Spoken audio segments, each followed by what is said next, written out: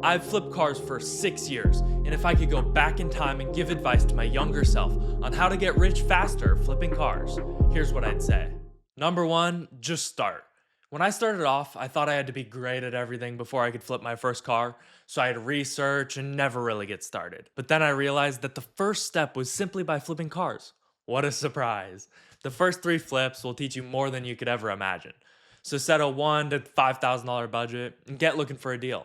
Number two, don't trust anyone. If you do, you're gonna get scammed. I've flipped countless cars, and almost every time they're lying about something just to sell the car to you. I learned this the hard way with my first ever car I bought.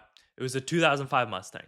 It seemed like a perfect car, but only to find out later it had a bad engine. The seller said it was clean, and I believed him because he seemed nice. That mistake would have cost me close to $10,000. But in typical Mustang fashion, I crashed it and it got totaled. If I would have used a code scanner, I would have known this, but that was my first every time, and it taught me to always inspect everything yourself. Check the engine bay, test every feature, and never take anyone's word for it. Number three, if you don't check the Carfax report, you're asking to get burned. A little bit ago, I bought a Porsche Cayenne for $18,000. The seller provided me with a Carfax, so I didn't bother to buy one myself. It was a 2018 and practically new, so I figured there could be nothing wrong, especially since I had a clean title. But I was wrong. Long story short, the seller gave me a fake Carfax, a fake title, and the car was stolen. The car got taken from me and I lost $18,000. That $45 Carfax would have saved me from buying it,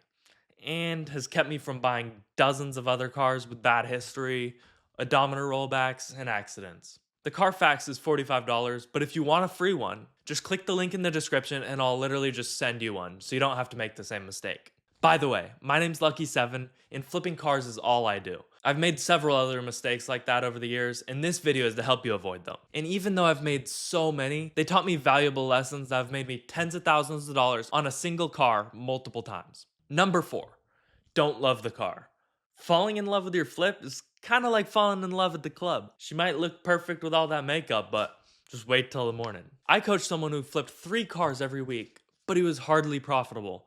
After we found out the reason, we got him to spend less time, only flipping 1 car a week, while making more money. The simple shift was that he was over fixing cars, spending almost $1,000 on every one, and even the ones without anything really wrong. People don't care if you already replaced an already working alternator, put a carbon fiber hood on it. All they're looking for is a clean one that's running well. He broke even when it sold, but he wasted hundreds of hours. Number 5, emotions are expensive. Every time I fall in love with a car, I lose money. Whether it's getting attached to a car, having a car listed for months and not wanting to take a loss on it, feeling pressured to buy something because you drove far to see it, emotions kill your profits. Treat every transaction to make the most money in the least amount of hours. Nothing more. Number 6, flip cars quicker. Over several years of flipping cars, I have to keep reminding myself how important this is, because it's important. And over all the people I've coached, not one has put enough importance on it. When you focus on improving the speed of everything you do, you're gonna make more money.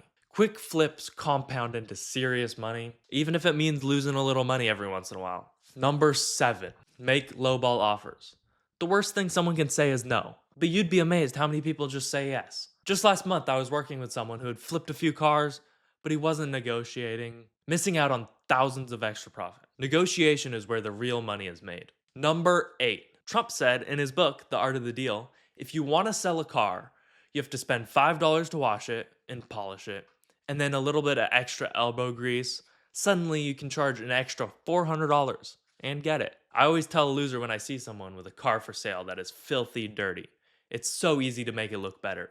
Number 9, buy good deals over everything else. I used to spend days perfecting every little detail with the car, thinking buyers are gonna pay extra. The truth is, finding a car for $2,000 under market matters way more than spending 20 hours making it perfect. Focus your energy on finding deals, not creating masterpieces. Number 10, don't buy just because it's cheap. Everyone realizes this one day when they buy a car that's so cheap, but it's beat up and has so many problems. They spend dozens of hours and barely make a profit after investing so much to fix it. Only buy what you can actually fix and flip quickly. Number 11, focus on profit per hour. I track every minute I spend on each flip, driving to see cars, negotiating, fixing, cleaning, showing to buyers. along with tracking all the costs. If I'm making less than $100 an hour on a flip, I'm doing something completely wrong. Always calculate your hourly rate and find ways to increase it. Number 12, sell cars at a loss. I had a car for sale for a literal year.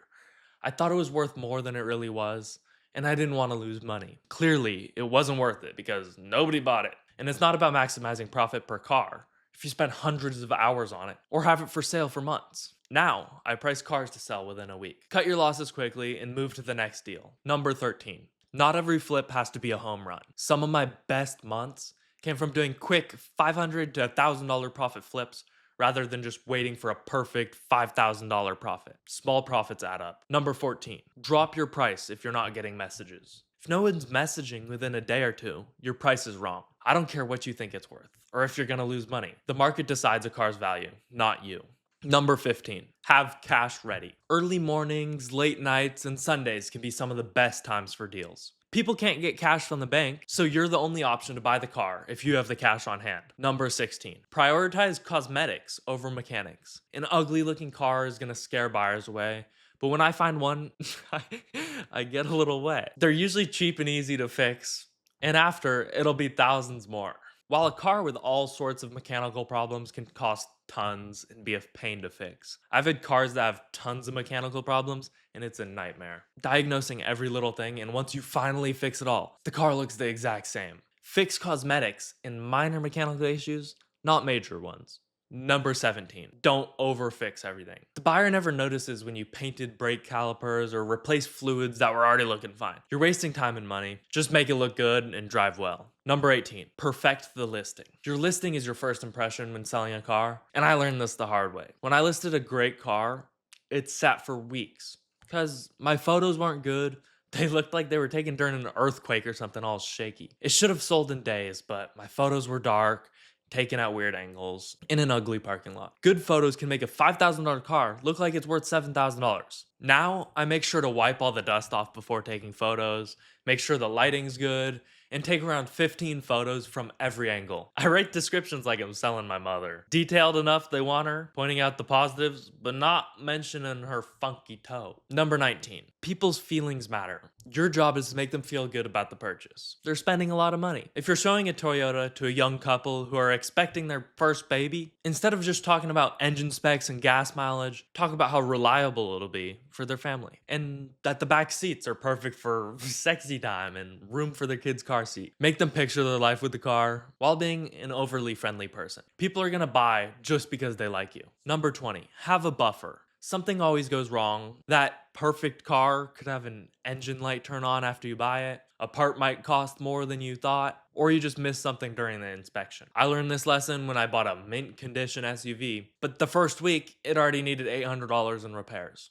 Now, I always assume there's like $500 of expenses hidden in the car somewhere. If you think you can sell a car for $8,000 and want to make a $2,000 profit, don't pay more than $5,500. That extra $500 buffer has saved me countless times, and if you don't use it, that's an extra $500 profit. Number 21, compare similar cars. When I find one I want to buy, I'll find multiple other ones that have similar mileage and condition, so I know what I'll likely be able to sell it for if I buy it. Number 22, know your local market.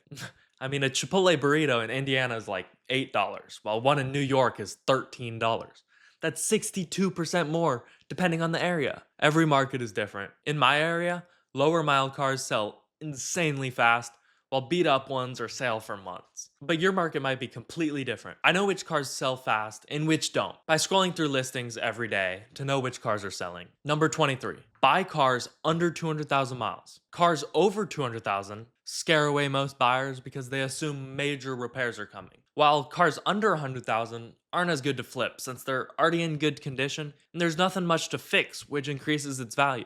The sweet spot is maybe 100 to 150,000 miles. It gives you cars that still have life left with people that want to buy them, but there's still some problems for you to fix to increase their value. And this is the range the majority of people are looking for cars in. Number 24, use Google. Car flipping is just problem solving. Some of you might be good at that, while others might not. But the cool thing is, it doesn't really matter. If you don't know what the problem is or don't know how to do it, You can learn through Google by going on threads of other people who have the same problem, like Reddit, or just go on YouTube and look at tutorials. Like this video, I'm teaching you how to make more money in less time flipping cars. And if you really can't figure it out, what I used to do in the early days was just pay a mechanic to tell you the problem, and then just fix it yourself through YouTube tutorial. But the best way to use Google is to get a Carfax report for any car you plan on flipping, or even your personal car. It's gonna save you from countless of scams, accidents you didn't know about, and so much more. It gives you every record on the car. And if you don't want to spend $45, the only way to get a free one is by clicking the link in the description, and I'll literally send you one for free.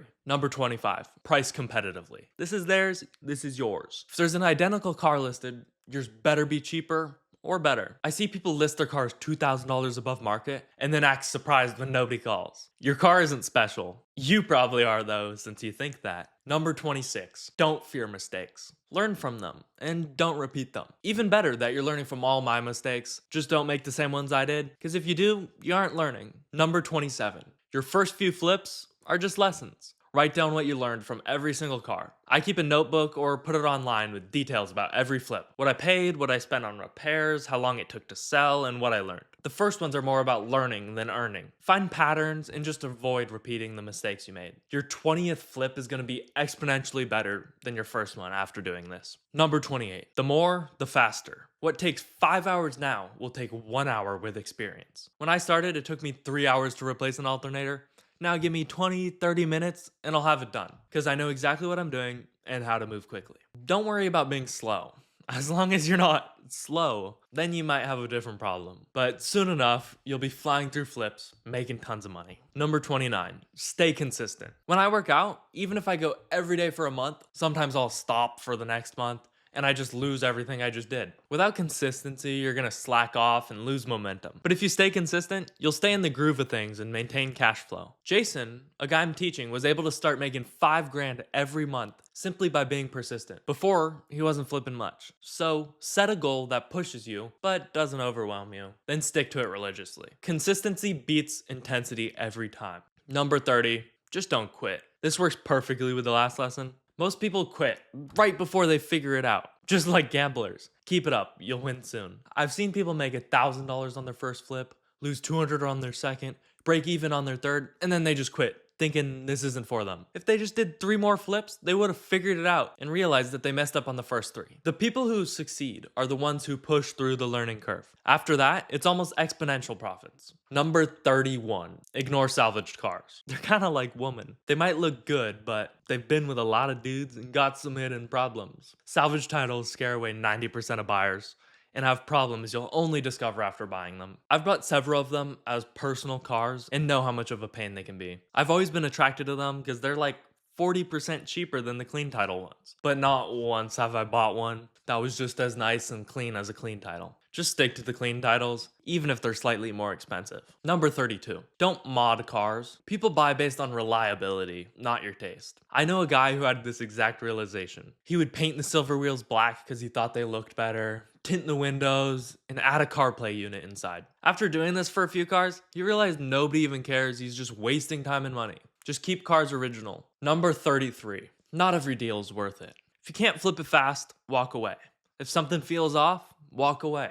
If it's gonna cost a lot to fix, maybe walk away. Time is money in this business. These things can cost you the opportunity of flipping other cars. So just create rules for yourself. Like, if I have to spend over $1,000 or I'm not able to fix it within a week, I'm not gonna buy it. There will always be another deal tomorrow. Number 34, don't lowball yet. Everyone always just messages a lot of people with lowball offers as their first message. Think about it. If you listed a car for $5,000 and someone messaged you saying, will you take $2,500? Of course you'd say no. But there is a way to do it. You have to build rapport by being friendly, talking to them as a person, not just about the car, and simply asking questions. When negotiation comes around, reason with them. Tell them why it's not worth what they think it is and why you think that. Mentioning all the problems it has and how much it's going to cost to fix. Maybe other similar cars are selling for much less. Then when they seem to understand, you can now throw out an offer lower than what they wanted for the car. They've already invested their time with you and you're there to buy it now, so they're more likely to sell it to you. Number 35, avoid other flippers. They know what they're doing and aren't going to leave money on the table for you to also make a profit. The best deals come from personal sellers. Number 36,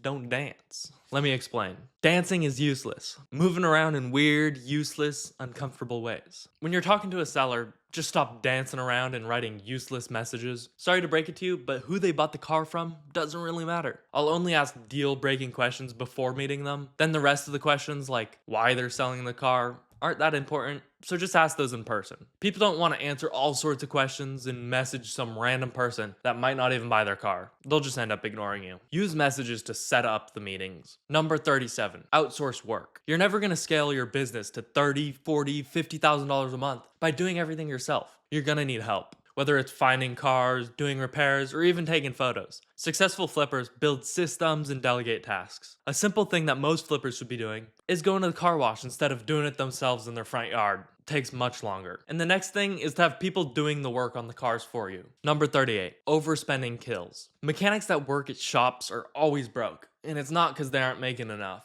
It's because they're just falling in love with fancy tools. Always spending their next paycheck on the next tool they're never gonna use, the next snap-on. By the way, almost every single cheap version of tools are good enough. Don't worry about your friends that are gonna make fun of you for having a DeWalt instead of a Milwaukee. And only buy the tools that you need. I got lucky and had a dad that has tools that I could just use when I was learning. Then, only when I moved out, I bought the bare minimum tools I needed. Still to this day, as I need a new tool for a project, I have to buy it. And over the years, I practically have everything I need. Number 39, time freedom. With car flipping, you're easily gonna be making enough to do whatever you want, whenever you want. But this makes people comfortable. It's hard when you can do whatever you want and you don't have to do the thing that gave you the opportunity in the first place. The lifestyle is great, but you need to balance it so you can keep your profits coming in. If you can do a flip a week, that can make you 6 figures. And you could do that with only doing 1 car at a time. I mean, imagine if you were flipping a few cars at a time. Number 40, don't get a dealer's license. Well, until you flipped at least 30 cars. Most people think going legit is the next step, but dealerships have massive overhead costs. I know a guy who got his dealer license after flipping 8 cars, and he thought he was ready. Only 3 months in, he had to close down because of competition, the rent for the place, insurance, the employee costs, advertising, regulations, fees, all this stuff. They were eating into his profits. As a flipper, if you don't sell anything this month, you're not out any money. You just didn't make any. Most car flippers I know make just as much as dealers, and there's tons of dealers that are hardly making any money.